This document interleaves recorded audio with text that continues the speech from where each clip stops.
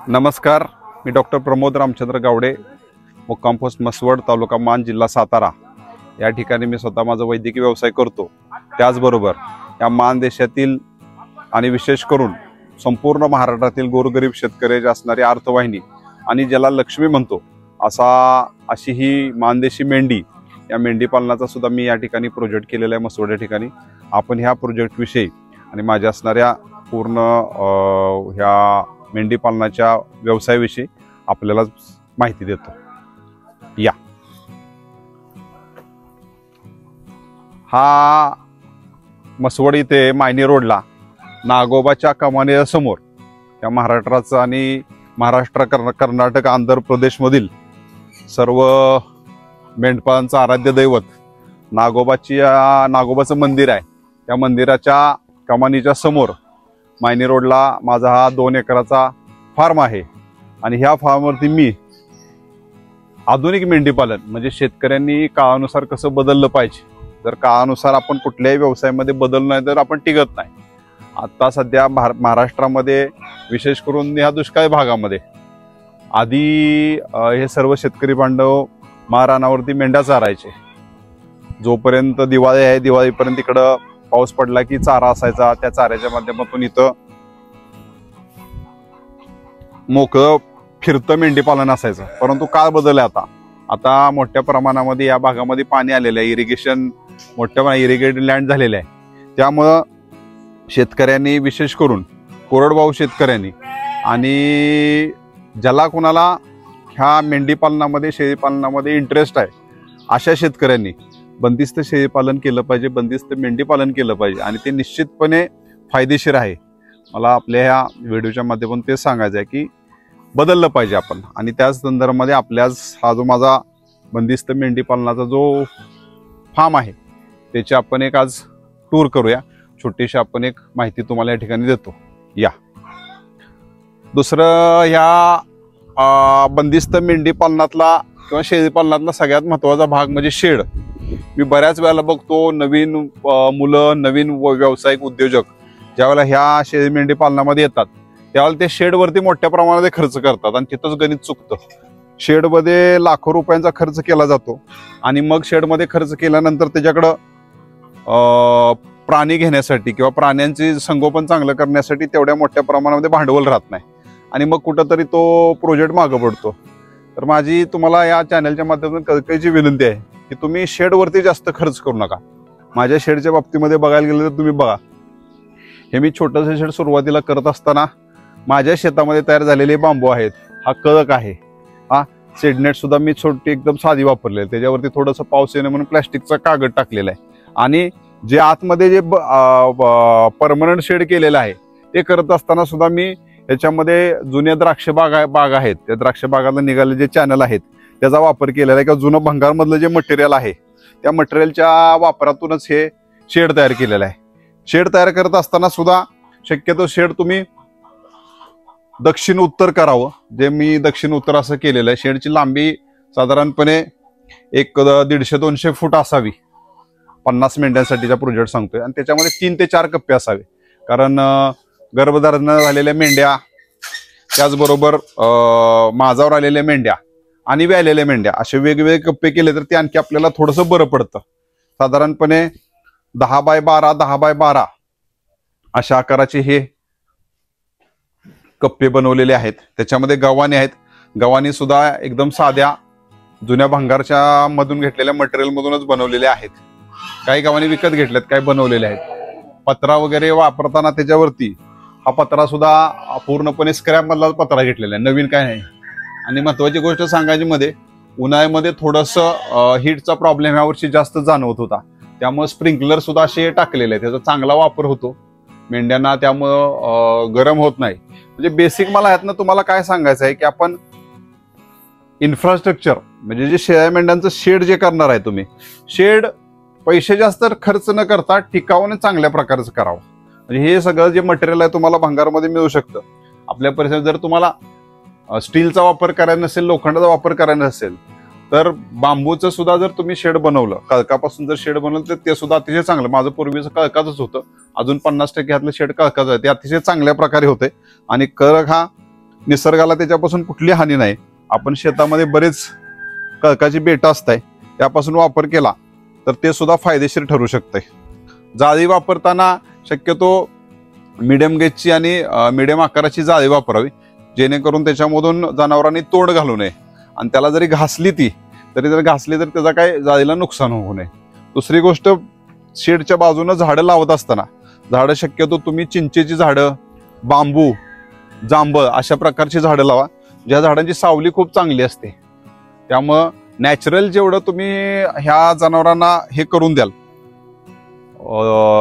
काय म्हणायचं आपलं निवारा करून द्याल, तेवढं ते चांगलं राहतंय. म्हणून मी ह्या ठिकाणी चिंचेचं झाड लावलंय, हा बांबू लावलेला आहे. बांबूची सुद्धा सावली चांगली राहते.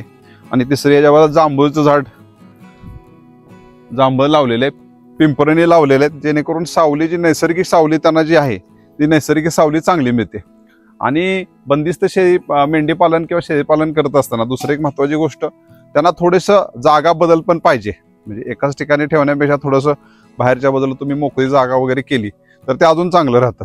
कारण जो त्याच्या मलमूत्राचा वास आहे त्याने थोडीशी जनावरं कधी कधी आजारी वगैरे पडणे शक्यता. त्या जागा चेंज करायची. सकाळी जर तुमची ह्या बाजूला कप्प्यात असतील तर नंतर त्या बाजूला असावी, असं थोडा बदल केला तर चांगलं राहतंय. आता सगळ्यात महत्वाची, कोबा करावा का नाही, सिमेंटचा खाली कोबा करावा का नाही, तर माझं त्याच्याविषयी असं मत आहे की कोबा असावा. आपल्याला स्वच्छता वगैरे करायला बरं पडतं.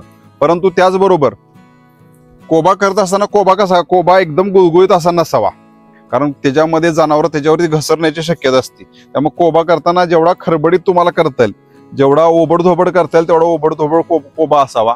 आणि पाण्याला उतार चांगला असावा. त्याला उतार चांगला दिल्यामुळे जरी त्याचं मलमूत्र पडलं, आपण स्वच्छ धुवून घ्यायचं म्हटलं तर ते पडदिशी आपल्याला करतो. त्याचबरोबर दुसरी गोष्ट महत्वाची, अर्ध 50% तरी क्षेत्र त्यातलं, त्याला 50% क्षेत्र त्याच्या जमीन असावी, म्हणजे त्याच्यावरती कोबा वगैरे कुठला नसावा.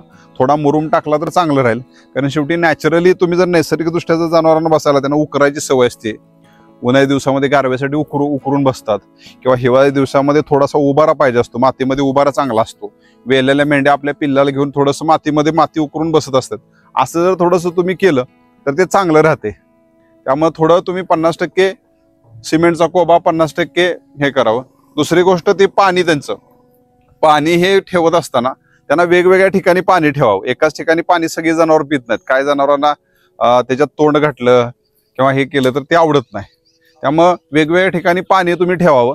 मोठ्या जनावरांसारखं नसतं एकच हौद केला तर एका हौदात पाणी घेतलं, एक 2-4 ठिकाणी वेगवेगळ्या ठिकाणी पाणी ठेवा. थोडीशी ह्या जनावरांना खोड असते की काय जनावर त्यात पाणी पिलं तर दुसरी पित नाहीत. त्यामुळे ती एक काळजी महत्वाची घ्यायची आहे. आणि थोडंसं चाऱ्याकडे जरी दुर्लक्ष झालं चालेल, पण पाणी जे त्यांना लागणार आहे ते पाणी सातत्यानं कंटिन्यू राहिलं पाहिजे, ह्याची काळजी आपण घेतली पाहिजे. झाडं लावत असताना मी मगाशी सांगितलं तसं सावली देणारी, आणि आपल्या परिसरामध्ये विशेष करून भारतामध्ये जी झाडं चांगली येतात, आपल्या भागामध्ये जी झाडं नैसर्गिक झाडं आहेत, म्हणजे लिंब असेल, चिंच असेल, जांभळ असेल, ही जी झाडं आहेत ह्या झाडांचा किंवा करंज असेल, ह्या झाडांचा जास्तीत जास्त वापर तुम्ही करावा, जेणेकरून त्यांना चांगली नैसर्गिकरित्या गारवा चांगला मिळतो, नॅचरली गारवा चांगला मिळतो. हे अशा प्रकारचं शेड आहे, हे मेंढी पालनाचं आहे. मी ह्याच्यामध्ये करत असताना शेळी आणि मेंढी पालन दोन्ही सुद्धा केलेलं आहे. पण शेळी आणि मेंढी पालन करत असताना त्याच्यामध्ये माझा उद्देश असा होता की बाबा फायदेशीर नेमकं शेतकऱ्यांना कुठला आहे. काही शेतकऱ्यांचं असं म्हणणं आहे की बाबा मेंढी पालन बंदिस्तरित्या होत नाही, पण तसं काय नाही. तुम्ही जर चांगल्या प्रकारे त्याचं संगोपन केलं की थोडंसं जनावराला निश्चितपणे, कुणाला पण आहे, माणसाला सुद्धा जर फिरायला असेल तर त्याची तब्येत चांगली राहते. यांना फिरायला सोडलं तर अजून चांगली राहते तब्येत यांची. परंतु असं काय नाही की त्याला रोज 10-20 किलोमीटर चालवलं पाहिजे तरच ती चांगलं राहते. त्यासाठी मी काय केलं, हा माझा एक साधारणपणे 1.5 एकराचा फार्म आहे. ह्या 1.5 एकराच्या फार्ममध्ये मी सगळ्या चारी बाजूने जाळी केलेली आहे. ज्या वेळेला असं वाटतं की थोडंसं ही जनावरं थोडीशी त्यांना आता गरज आहे, जास्त उड्या मारायला लागली की जास्त हे झालेत, तर मग त्यावेळेला त्यांना एक नाही, आम्ही थोडंसं ह्या फार्ममध्येच मोकळं सोडतो. 1-2-4 तास पाय मोकळे केल्यानंतर ती जनावरं फ्रेश राहतात, पाणी चांगलं पितात, खातात सुद्धा चांगलं, आणि मग थोडंसं व्यायाम झाल्यानंतर आराम करतात, बसतात सुद्धा चांगल्या प्रकारे.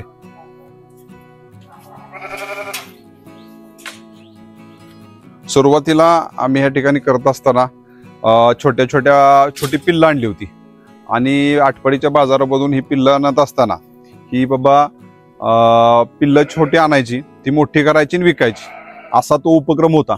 परंतु हे करत असताना बऱ्याच वेळा लक्षात आलं की आपण बाजारात आणतो, सगळीच काही पिल्लं चांगली मिळत नाहीत, एखादं खराब निघतं, मग त्याचा बऱ्याच वेळेला औषधोपचार केला तर ते बरं होतं किंवा कधी कधी ते मृत्यू पण होतो त्याचा आणि मग त्याचा लॉस होतो. त्याच्यापेक्षा तुम्ही ह्या छोटी छोटी पिल्लं आणली होती, त्याच्यात आता मोठ्या मेंढ्या झालेल्या आहेत आणि जवळजवळ ह्या 50 मेंढ्या आहेत. या 50 मेंढ्यामध्ये 2 ब्रीडर आपण ठेवलेले आहेत. ब्रीडर 2 ठेवायचं कारण असं असते, कधी कधी एखादा ब्रीडर आजारी असतो किंवा त्याच्याकडून थोडंसं गर्भधारणा राहत नाही मेंढीला, त्याला दुसरा ब्रीडर आपण वापरतो आणि कंटिन्यू 2 ब्रीडर हे ठेवत नाही. एखाद्या ब्रीडरला थोडा आराम यावा म्हणून 2-3 दिवस त्याला कळपातनं थोडं बाजूला ठेवतो, परत 2-3 दिवसांनी कळपात सोडतो, म्हणजे त्याचं थोडीशी उत्पादन क्षमता सुद्धा वाढते. ह्या मेंढ्या आता आपल्याकडं पश्चिम महाराष्ट्रामध्ये विशेष करून दखनी मेंढी नावाची एक जात आहे. दुसरी जात म्हणजे माडग्या मेंढी. ह्या माडग्या आणि आपल्या असणारी इथली जी दखनी मेंढी आहे, ह्या दोन्हीचं कॉम्बिनेशन करून आम्ही एक मानदेशी हा एक वेगळाच नवीन ब्रीड तयार केलेला आहे. त्याचं एक महत्वाचं वैशिष्ट्य म्हणजे असं, यांच्यामध्ये दिसायला देखणेपणा पण आहे, रोग प्रतिकारक शक्ती पण चांगली राहते आणि ह्या वातावरणामध्ये ह्या तग चांगला धरतात. त्यामुळं ह्या मेंढ्यांचं आपण असं ब्रीडिंग करतोय. आणि ह्याची जी पिल्लं आईच्या जवळ जेवढं पिल्लू राहील तेवढं ते पिल्लू सशक्त राहतं आणि त्याची वाढ चांगली होती आणि त्याला ज्यावेळेला आपण विकायला जातो बाजारामध्ये, त्याला बाजारामध्ये किंमत सुद्धा चांगली मिळते. उठ हो उठ. हे अशा प्रकारचं पिल्लू त्याचं, म्हणजे हे अर्ध माडगे आहे आणि अर्ध दखनी मेंढ्या, त्यामुळे काळं पांढरं झालेलं आहे. हे साधारणपणे 3 महिन्याचं पिल्लू आहे आणि अजून 1 महिनाभर संपवून त्याला बाजारामध्ये चांगली किंमत मिळणार आहे. ह्याचं वजन साधारणपणे आता एक 20 किलोच्या आसपास वजन भरेल ह्याचं. साधारणपणे अजून एक 10 किलो त्याची वाढ झाल्यानंतर मार्केटमध्ये त्याला चांगला रेट मिळतो. हा आपण ब्रीडर जो आहे हा ब्रीडर नवीनच ब्रीडर आणलेला आहे. ब्रीडर आपण एक दर दीड वर्षांनी ब्रीडर बदलतो. हा कर्नाटकातनं ब्रीडर आणलेला आहे, माडग्या जातीचा ब्रीडर आहे आणि त्याच्यावर आपल्या ह्या साध्या मेंढ्या आपण क्रॉस करतोय. त्याच्यामुळे उत्पन्न चांगलं वाढते, दिसायला देखणे पण आहे, त्याची रोगप्रतिकारक शक्ती चांगली राहते आणि वजन पण चांगलं वाढतं. अशा प्रकारे हे आहे. आता थोड्याशा ह्या मेंढ्यांचं तुम्हाला सांगायचं म्हणजे थोड्याशा खराब झाल्या, खराब इन द सेन्स की बाबा आपण काय करतो, दिवाळीच्या आधी दसऱ्याला मेंढ्या धुत असतो, परंतु ह्या वर्षी निसर्ग चक्र थोडंसं बदलल्यामुळं ऊन असं चांगलं खडखडीत ऊन पडलंच नाही. सकाळी गरम होते, ऊन पडते आणि दुपारी परत मोठा पाऊस येतोय, त्यामुळे धुतल्या नाहीत ह्या. पण शेतकऱ्यांना माझं एक विनंती आहे, ऊन चांगलं पडेल त्यावेळेला वर्षात एक 2 ते 3 वेळा बंदिस्त मेंढी पालनामध्ये मेंढ्या धुतल्या गेल्या पाहिजेत. आमचं ते थोडंसं यावेळेला पाऊस थांबलाच नाही. पाऊस कंटिन्यू मे महिन्यापासून पाऊस पडतोय, जवळजवळ सप्टेंबर महिना संपत आला तरी सुद्धा पाऊस पडतोय. त्यामुळे थोडंसं हा जो मेंढ्या धुण्याचा कार्यक्रम होता तो लांबलाय. त्यामुळं एक 2-4 दिवसामध्ये ह्या मेंढ्या धुण्याचा आहे, धुतल्यानंतर अजून फ्रेश दिसतील ह्या, असं आहे. तिसरी महत्वाची गोष्ट म्हणजे शेतकऱ्यांच्याकडून दुर्लक्ष केलं जातं ते म्हणजे जंतनाशकांचा वापर. डिवर्मिंग जे आहे, जंतनाशकाचा वापर आहे तो मोठ्या मेंढ्यांच्या मध्ये दर 6 महिन्याला जंतनाशक दिलंच पाहिजे. छोटी जी आपली पिल्लं आहेत त्यांना पहिले 4 महिने ते 5 महिने दर महिन्याला आम्ही जंतनाशक देतो. आणि खुराकामध्ये म्हटलं तर विशेष करून ज्वारी चांगली मिळते. ज्वारी, मक्याचा भरडा आणि पेंड या तिन्हीचं कॉम्बिनेशन करून ते आम्ही त्यांना देत असतोय. अशा प्रकारचं हे आहे. इकडं आपण शेळी पालनाकडे जाऊया.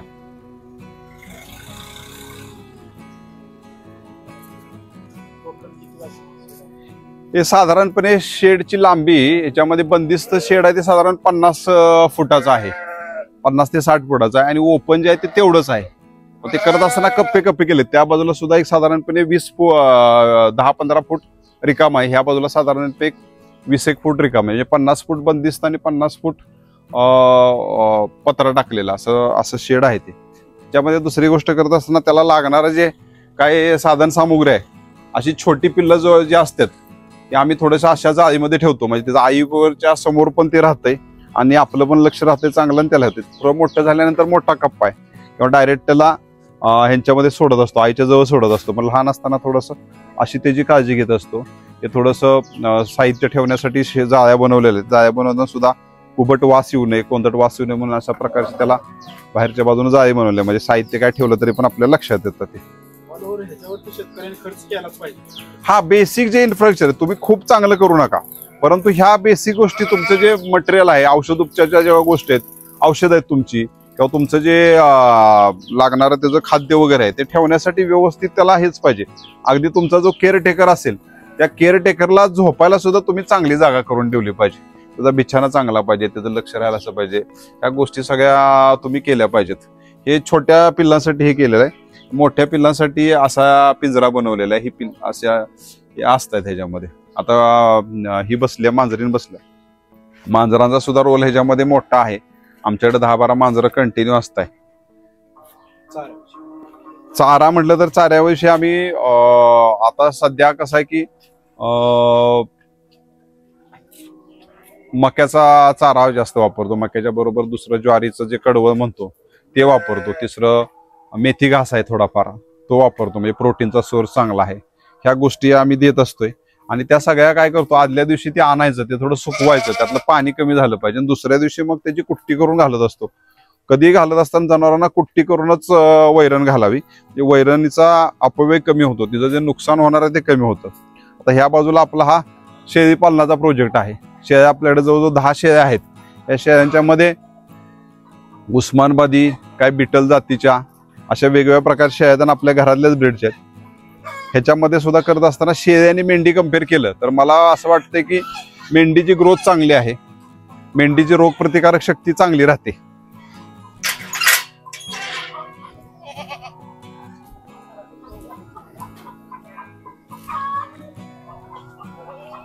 एक बिटल जातीची शेळी आमच्या मित्राने आम्हाला दिली होती. अशा प्रकारे ह्याची ग्रोथ चांगली राहते. तो ब्रीडर आहे त्याच्या बरोबरचा. ही गाब आहे का परत? ही का? ही बिटल जातीची आहे. ही आपली उस्मानबादी शेळी आहे. ती सुद्धा उस्मानबादी आहे. त्या 2 पाटी हिच्याच पाटी आहेत त्या बिटल जातीच्या आहेत आणि क्रॉस मधले आहेत. हा ब्रीडर असा मिक्स जातीचा ब्रीडर आहे. हा बिटल आणि सिरोईचा असा मिक्स आहे, पण ब्रीडिंग साठी खूप चांगला आहे. त्याला मागणी खूप आहे. एक ब्रीडर आपण ठेवलेला आहे. दुसरी गोष्ट, मेंढ्या खाली बसल्या चालते. शेळ्यांना थोडंसं असं वर बसायला आवडतं. शेळ्या खाली बसत नाहीत, त्यामुळे शेळ्यांना बसायला मी असे पाट केलेत. पाटावरती बसायला त्यांना आवडतं किंवा असं उंचावरती बसायला आवडतं. असं ही त्याची पिल्लं आहेत सगळी जवळजवळ. आता कम्पेअर केलं तर शेळ्याची आणि मेंढ्याची पिल्लांची कम्पेअर केलं तर शेळ्याच्या पिल्लांच्या पेक्षा मेंढ्यांच्या पिल्लाची वाढ फास्ट असते. आणि शेळीला 2 पिल्लं होतात पण मेंढीला 1 पिल्लं होतं. पण ह्याच्या 2 पिल्लाला जेवढी वाढ आहे, जेवढं वजन आहे तेवढं त्याच्या एका पिल्लाच असते. त्यामुळे माझं असं वैयक्तिक मत आहे की शेळी पालनापेक्षा मेंढी पालन हे फायदेशीर आहे. आणि मेंढी पालन तुम्ही बंदिस्त सुद्धा करू शकता. महाराष्ट्रातल्या विशेष करून दुष्काळ भागातल्या शेतकऱ्यांना माझं आपल्या या युट्यूबच्या माध्यमातून सांगणं राहील की आपण मेंढी पालनावरती जास्तीत जास्त काम करावं. आणि विशेष करून पुण्याचं मार्केट, मुंबईचं मार्केट किंवा कोल्हापूरचं, हे जे आपल्या पश्चिमालय शेतकरी आहेत किंवा मराठवाड्याचे शेतकरी आहेत त्यांच्यासाठी हे असणारं मार्केट जवळ आहे. त्यामुळे आपल्याला त्याचा चांगल्या प्रकारे फायदा होऊ शकतो. आता याच्यामध्ये खाण्यामध्ये म्हटलं तर मेंढीच्या आणि शेळीच्या खाण्यामध्ये थोडा फरक पडतो. मेंढी काही खाऊ शकते, शेळीला थोडं शेलकं खावं लागतं. ह्याच्यात आम्ही त्यांना मका देतो किंवा मेथी घास देतो, त्याचं कधी कधी मुरघास बनवतो. ह्या अशा सगळ्या गोष्टी त्यांना आपण देत असतोय. चाऱ्यावरती महत्वाचं काम करणं गरजेचं आहे. हा विशेष करून शेळी किंवा मेंढी हा झाडपाल्यावरती जगणारा प्राणी आहे. त्यामुळे झाडपाल्यामध्ये अगदी बांबूचा सुद्धा हे आहे, पाला आहे, तो अतिशय चांगल्या प्रकारे खातात. ते सागवानाचा पाला सुद्धा खातात. बाकीचे आपण वेगवेगळ्या व्हरायटीची झाडं इथं त्यांच्यासाठी स्पेशली लावलेली आहेत. देशी गाय ही आपल्याकडे देशी गाय असावीच. आपल्याला गाय आपण देवता म्हणतो, नंदीला आपण देव मानतो. त्यामुळे एक आपली पूर्वपार चालत आलेली जी परंपरा आहे त्यासाठी आपण एक खिलार गाय कधी पण दारात असावी. म्हणजे घरात आई आणि दारात गाई ही आपल्याकडे असली पाहिजे. त्यामुळे आम्ही एक देशी गाय ठेवलेला आहे. जवळजवळ 4थं वेत आहे हिचं. पहिल्या 2 वेताला 2 खोंड झाले होते. आता 3ऱ्यांदा कालवड आहे. 4थ्या वेळेला आता ही गाब आहे.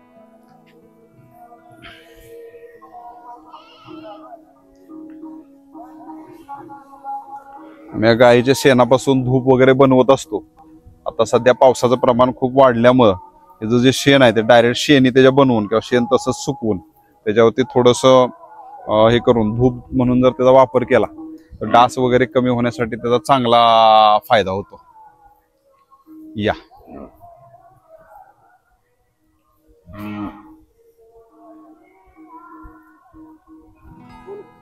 चाऱ्याविषयी बोलायचं म्हटलं तर आपल्याला शेळी मेंढी पालनामधला सगळ्यात महत्वाचा जो विषय आहे तो चारा. चारा असताना आपल्याकडं व्हरायटी चारा म्हणजे मोठ्या जनावराला कसं नुसतं मका तर मका, ऊस तर ऊस किंवा कडवं तर कडवं घातलं तर चालतं, पण ह्या जनावरांना थोडंसं चाऱ्यामध्ये व्हरायटी लागते. ह्या व्हरायटीसाठी म्हटलं तर मी हा बांबू लावलेला आहे. बांबूचा पाला सुद्धा हे अतिशय चांगल्या प्रकारे खातात आणि बांबूचा पाला ह्यांच्यासाठी औषधी म्हणून काम करतो. म्हणजे ह्यांच्यामध्ये जर समजा पोटाचे काय आजार झाले, ते डणगळत असेल, त्याला लूज मोशन झाले असतील, तर ह्याच्यामध्ये जर हा पाला त्यांना दिला खायला तर त्यांचा जो पोटाचे आजार आहेत ते अतिशय लवकर कमी होतात. दुसरी गोष्ट त्याच्याबरोबर बरीच आपण लिंबाची झाडं पण लावले. लिंबाची झाडे कडुलिंब आहे, कडुलिंब जर ह्यांना खायला घातला तर कडुलिंब याच्यामध्ये डिवर्मिंग जंतनाशक म्हणून काम करतो. जांभळाचा पाला आहे, जांभळाचा पाला सुद्धा घालतो आपण. पिंपरण आहे, पिंपरणीचा पाला, अगदी शेवग्याचा पाला जो आहे, शेवग्याचा पाला चांगला खातो.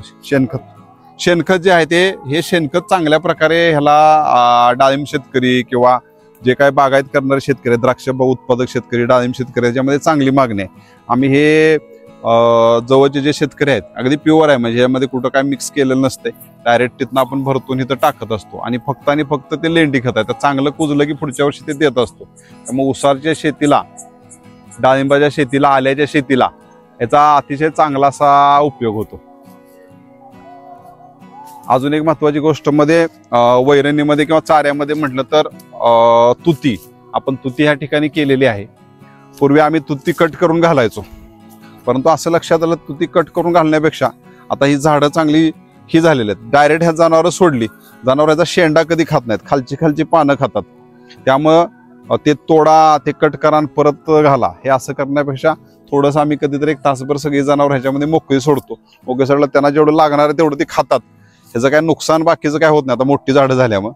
आणि अतिशय चांगला आहे तो, आपला वेळ वाचतो. जनावर ते कट करा, परत त्यांना घाला, परत कुट्टी करा, त्यांना जेवढं आवश्यक आहे तेवढं ते खातात आणि त्याच्याबरोबर त्यांची थोडासा व्यायाम सुद्धा चांगला होतो. त्याच्यावर हे आम्ही सुबाबा पण लावलेले आहे. सुबाबा अशी खालच्या बाजूला कट करतो, खाली एवढ्याच अंतरावर कट केल्यामुळं तिची वाढ हे चांगलं, त्याला फुटवा चांगला उडतो. जर आपल्याला कट करून घालायचं असेल तर त्याचा सुद्धा फायदा होतो.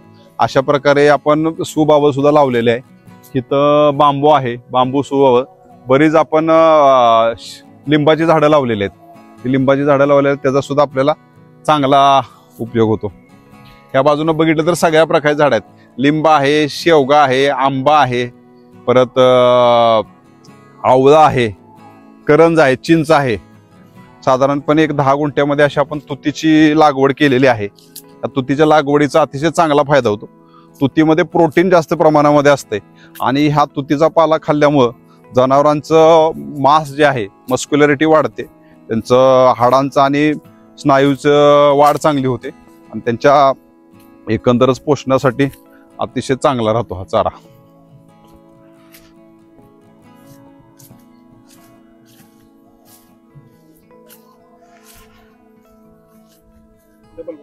बरेच शेतकरी किंवा बऱ्याच ठिकाणी बघतो एकच झाडं लावली जातात.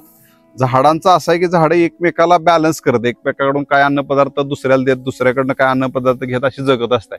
त्यामुळे माझं शेतकऱ्यांना एक विनंती आहे, एक झाडं लावण्यापेक्षा मी ज्या पद्धतीनं इथं आता समजा चंदनाचं झाड आहे, चंदनाच्या बाजूला लिंबाचं झाड आहे.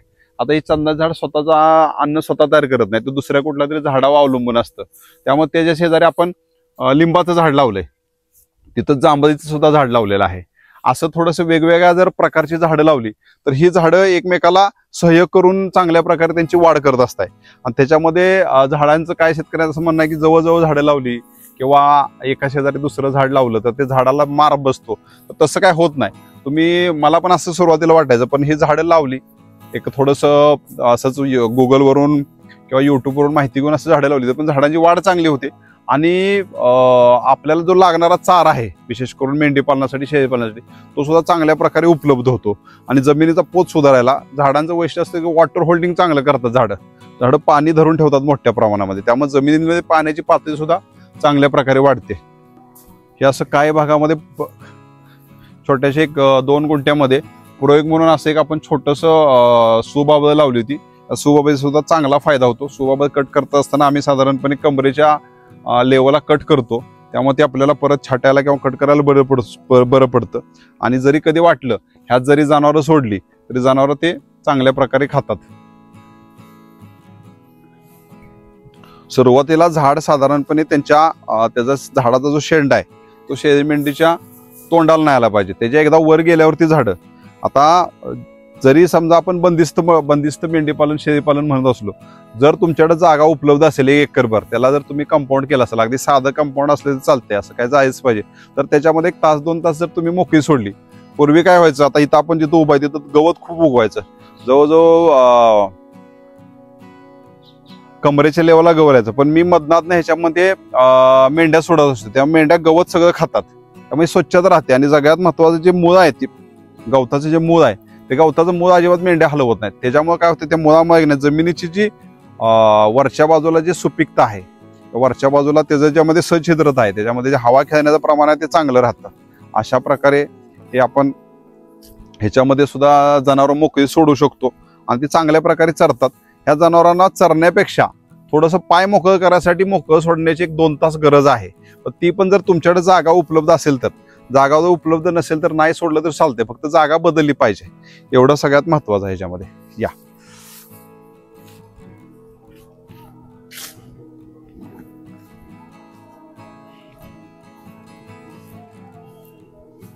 हे आपण अशा सुबाबीच्या दोन्ही बाजूने ओळी लावलेल्या आहेत. त्याच्यामध्ये सुबाबा खालच्या लेवलाच कट करतो, दुसऱ्या कुठल्या झाडांना त्याचा काय त्यामुळे त्रास होत नाही. आपलीच सागवान हे आपण सुरुवातीला असा काय मेंढी पालनाचा वगैरे प्रोजेक्ट नव्हता, त्यामुळे सागवान लावलं होतं. सागवानाची पण वाढ चांगली होती, जी सावली चांगली राहते. आणि सागवानाचा जो पाला आहे, विशेष करून उन्हाळ्याच्या दिवसामध्ये सागवानाचा पाला ही जनावरं अतिशय आवडीनं खातात. कारण की दुष्काळी भागामध्ये सागवान कधी जास्त प्रमाण नसते. हे झाड कोकणातलं आहे, परंतु आपल्या भागात जर तुम्ही लावलं आणि ह्याचा जर पाला तुम्ही घातला ह्या जनावरांना, तर सागवानीचा पाला सुद्धा ते अतिशय चांगल्या प्रकारे खातात.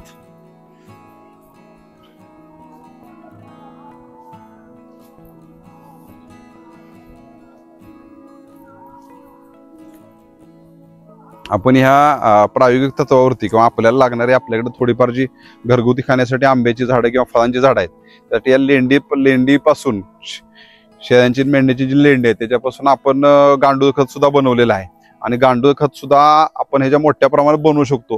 माझ्याकडे तेवढी मॅन पॉवर नाहीये किंवा तेवढं त्याला थोडंसं वेळ देऊन करावं लागतं, पण मी माझ्या पुरतं 2-3 बॅग गांडूळ खताच्या बनवलेल्या आहेत, ते सुद्धा तुम्हाला दाखवतो. गांडूळ एकच लेबर आहे माझ्याकडं, एकच लेबर हे सगळं सांभाळतो. आता हे बघा, हे गांडूळ खत खाली घातलेलं आहे, त्याच्यामध्ये थोडंसं लेंड्यावरून मिक्स आहेत. आणि हे जे झाडाची वाढ किती चांगली होते बघा, हे पूर्णपणे नैसर्गिक, अजिबात कसलंही रासायनिक खत नाही. त्याच्यामध्ये पेरू वगैरे खूप चांगल्या प्रकारे येत आहेत. चिंचेची झाडं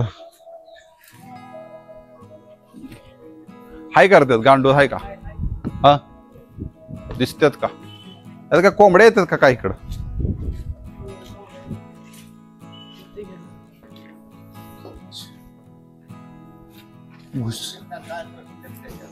उंदरीच गेलेत. हे गांडूळ खत असं तयार झालेलं आहे पूर्णपणे.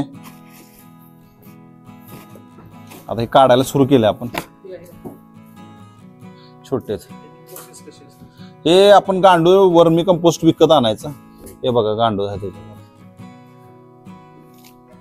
हे छोटे आहेत, दिसले का? हे पूर्णपणे शेळ्या मेंढ्याच्या लेंड्यापासून तयार केलेलं गांडूळ आहे, गांडूळ खत आहे. आणि चांगल्या प्रकारे ते तयार झालेलं आहे, एकदम भुसभुशीत. हे बघा, आता हे काढायचं चाललंय. रोज थोडं थोडं आपण काढून झाडांना घालतोय.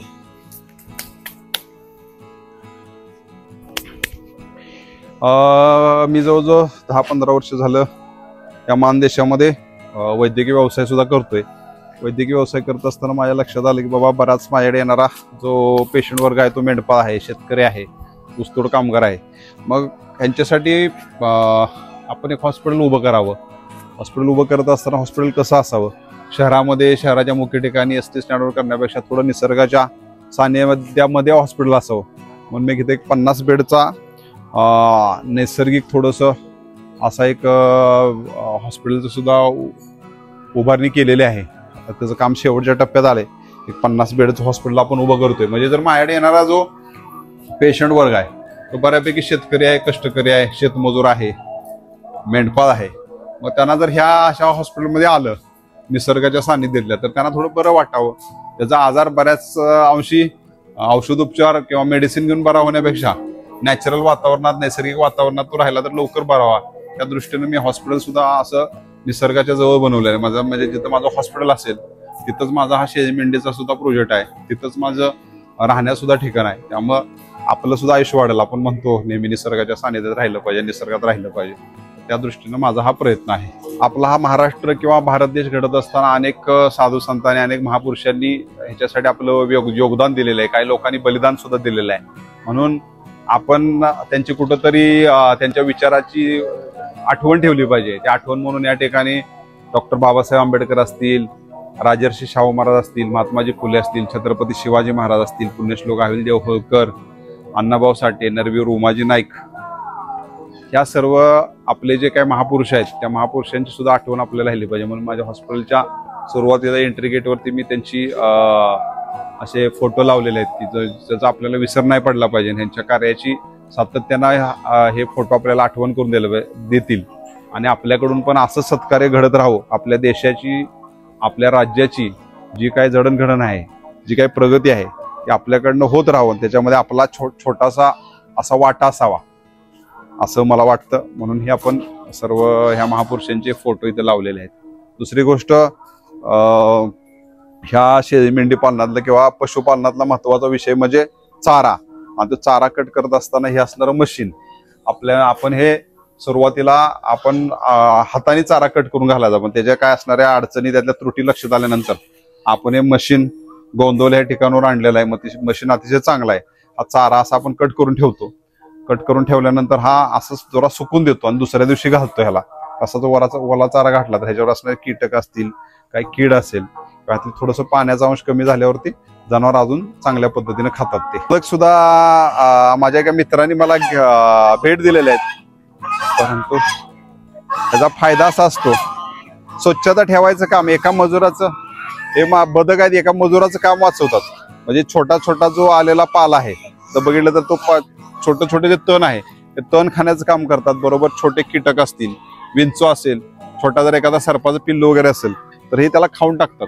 त्यामुळं असा कुठला कीटक किंवा विंचू, काटा ह्याची कुठली भीती राहत नाही. आणि एखादा नवीन माणूस जरी आला तरी इतका मोठ्याने आवाज करतात, त्यामुळं अलर्ट होतात. सगळी बाकीची जनावर पण अलर्ट होतात, काय ते धोका आहे असं धोक्याचं ते थोडंसं हे सांगतात. त्यामुळं चांगलं आहे ते. दुसरे माझ्याकडे कोंबड्या सुद्धा आहेत. पावसामुळे रोग राहिल्यामुळे कोंबड्याचं प्रमाण कमी झाले, परंतु जवळजवळ 50 कोंबड्या आहेत. कोंबड्यांचं वैशिष्ट्य म्हणजे हा जो पडणारा देशी कोंबड्या आहेत, ह्या देशी म्हणायचं नाही माहित नाही, पण अंडी आणली होती बाजारातनं. त्या बाजारातनं अंडी आणून त्याच्यावरती कोंबडी बसवून त्या तयार केलेल्या कोंबड्या आहेत. त्याचं वैशिष्ट्य म्हणजे असं चांगलं असतं की ही जी पडलेला जो ह्यांचे जो लेंडे आहेत किंवा शेण आहे ते शेण पूर्ण विस्कटून त्याचं विघटीकरण चांगल्या प्रकारे करायचं काम ते करतात. आणि ते उकरण्यावरती सुद्धा त्या कंटिन्यू असतात. त्यामुळे उकरायचं काम कंटिन्यू चालू होतं. खालचं खत वरती करायचं, वरचं खत खाली करायचं, असं हे चालू असते आणि त्याचा सुद्धा आपल्याला चांगला फायदा होतो. तर आपण या मसवाडी ठिकाणी माझ्या असणाऱ्या फार्मची आपण या ठिकाणी सफर केली, त्याला भेट दिली. मी माझ्या असणाऱ्या फार्मची तुम्हाला माहिती दिली. परंतु या चॅनलच्या माध्यमातून मला तुम्हाला एक महत्त्वाचं सांगायचं आहे. माझ्या ह्या फार्मवरती माझं हे सगळं शेळी मेंढी पालनाचं आणि बाकी सगळा प्रोजेक्ट बघण्यासाठी एक कामगार या ठिकाणी काम करतो. परंतु कामगार जरी असला तर ह्या व्यवसायातलं सगळ्यात महत्त्वाचं जे गुपित आहे ते म्हणजे आपलं स्वतःचं लक्ष असलं पाहिजे. आपण ह्याच्यामध्ये वेळ दिला पाहिजे. माझा व्यवसाय जरी वैद्यकीय व्यवसाय असला तरी ह्या शेळी मेंढी पालन हा माझं पॅशन आहे. माझ्या वाडवडिलापासून, माझ्या आज्याजोपासून, पंजोबापासून ह्या व्यवसायामध्ये आम्ही आहोत आणि त्या व्यवसायाची कुठेतरी वाढ केली पाहिजे. त्या व्यवसाय आपण कुठेतरी जपला पाहिजे. एक सामाजिक बांधिलकी आणि त्याचबरोबर आजकाल मोठ्या प्रमाणामध्ये नोकऱ्यांची कमतरता आहे. प्रत्येकाला वाटते नोकरी असावी, परंतु नोकरी मिळणं, त्यातल्या त्यात सरकारी नोकरी मिळणं फार अवघड झालेलं आहे. तर त्यामुळे महाराष्ट्रातल्या विशेष करून कोरडभाऊ शेतकऱ्यांनी किंवा कोरडभाऊ भागावर राहणाऱ्या तरुणांनी अशा प्रकारचे व्यवसाय केले पाहिजेत. आणि ह्या तरुणांसाठी मेंढी पालन, शेळी पालन हा अतिशय चांगला व्यवसाय आहे. सगळ्यात महत्वाचं, कुठलाही व्यवसाय करत असताना आपण उत्पन्नाविषयी बोलतो, कारण व्यवसाय करत असताना तो व्यवसाय फायदेशीर ठरला पाहिजे. तर ह्या शेळी मेंढी पालनाच्या 50 मेंढ्या आणि 10 शेळ्या त्याच्याबरोबर एक गाय आणि बाकीचं हे सगळं ह्याच्यामधून मला साधारणपणे निव्वळ प्रॉफिट वर्षाला साधारणपणे 3 लाख रुपये निव्वळ प्रॉफिट राहतो. तसा टर्नओव्हर बघितला तर टर्नओव्हर साधारणपणे एक 10 लाखापर्यंत जातो, पण त्याच्यामध्ये जो 50% खर्च आहे. परंतु हा थोडंसं माझं पूर्ण मला वेळ देता येत नाही. परंतु जर एक कुटुंब म्हणजे एक पती पत्नी या दोघांनी जर हा व्यवसाय स्वतःहून केला तर साधारणपणे 50,000 रुपये प्रॉफिट ह्या व्यवसायातून महिन्याला टॅक्स फ्री मिळू शकतो, जो कुठेही दुसरीकडे मिळणार नाही. तुम्हाला कुठल्याही मल्टीनॅशनल कंपनीमध्ये गेला तर मिळणार नाही. त्यामुळं कोरडवाहू शेतकऱ्यांना, अल्पभूधारक शेतकऱ्यांना, विशेष करून माझी नवतरुणांना हीच विनंती राहील की आपण या शेळी मेंढी पालनाच्या व्यवसायामध्ये उतरावं, सातत्य ठेवावं. 100% यश येणार आहे. याच्यामध्ये कसल्याही प्रकारची अपयश येण्याची भीती नाही. आता कसं आहे, माझा वैद्यकीय व्यवसाय करत असताना सध्याची परिस्थिती बघितली तर आपल्या भारतामध्ये व्यक्ती स्वातंत्र्य आहे, कुणाला काय बोलण्याचे आहे. त्यामध्ये अशी कमेंट असली तर कमेंटकडे दुर्लक्ष करणं हा एक हे राहील. परंतु वैद्यकीय व्यवसाय करत असताना माझं शिक्षण मी MBBS, FCPS medicine, MD medicine मी मुंबईसारख्या ठिकाणी नायर हॉस्पिटलमध्ये शिकलोय. त्यानंतर मी कोकिलाबेन अंबानी हॉस्पिटल असेल, बॉम्बे हॉस्पिटल असेल, अशा एकदम टॉपच्या कॉर्पोरेट हॉस्पिटलमध्ये सुद्धा काम केलेलं आहे. परंतु कुठेतरी सामाजिक बांधिलकी करू म्हणून मी या दुष्काळी भागामध्ये आणि ग्रामीण भागामध्ये काम करत असतो. आणि काम करत असताना माझ्याकडे येणारा जो पेशंट वर्ग आहे तो विशेष करून शेतकरी आहे, विशेष करून तो दुष्काळी शेतकरी आहे, अल्पभूधारक शेतकरी आहे, इथं असणारा ऊसतोड कामगार आहे, मेंढपाळ आहे, रंग कामगार आहे. ही सगळी कष्टकरी हाताच्या पोटावरती काम करणारी ही सगळी माणसं आहेत. यांच्याबरोबर काम करत असताना मी माझ्या OPD मध्ये बऱ्याच रुग्णांना मोफत सेवा देत असतो. किंवा जे सिरियस पेशंट असतात, अतिजोखमीचे पेशंट आहे, विशेष करून सर्पदंशाचे पेशंट, हृदयविकाराचे पेशंट, एखाद्याचा विषबाधा झाली असेल, अशा रुग्णांना सुद्धा मी अल्प दरामध्ये कधी कधी मोफत सुद्धा उपचार करत असतो. त्यामुळे अशा कमेंट करणाऱ्यांना माझी विनंती आहे, निंदकाच्या घर असावे शेजारी. तुमच्या अशा कमेंटमुळे आमच्यामध्ये अजून चांगली ऊर्जा येईल, आम्ही अजून चांगल्या प्रकारे काम करू. तुम्ही तुमचं काम करत राहा, आम्ही आमचं काम करू. हीच माझी तुमच्या चॅनलच्या माध्यमातून कमेंट करणारा आणि माझ्या आपल्या व्ह्युअर्सना सुद्धा हीच विनंती आहे. मी या ठिकाणी मला टॉपचा विषय या चॅनलच्या माध्यमातून आदरणीय सरतापे सरांनी मला माझं मत व्यक्त करण्याची, माझा हा फार्म दाखवण्याची संधी उपलब्ध करून दिली. त्याबद्दल मी या टॉपच्या विषय चॅनलचे संचालक आदरणीय सरतापे सर आणि आपल्या असणारे सर्व चॅनलचे सबस्क्रायबर, व्ह्युअर यांचं या ठिकाणी आभार व्यक्त करतो. आणि मला वारंवार असे विषय व्यक्त करण्याची आपण संधी उपलब्ध करून द्यावी ही आपल्याकडनं आशा व्यक्त करतो. धन्यवाद.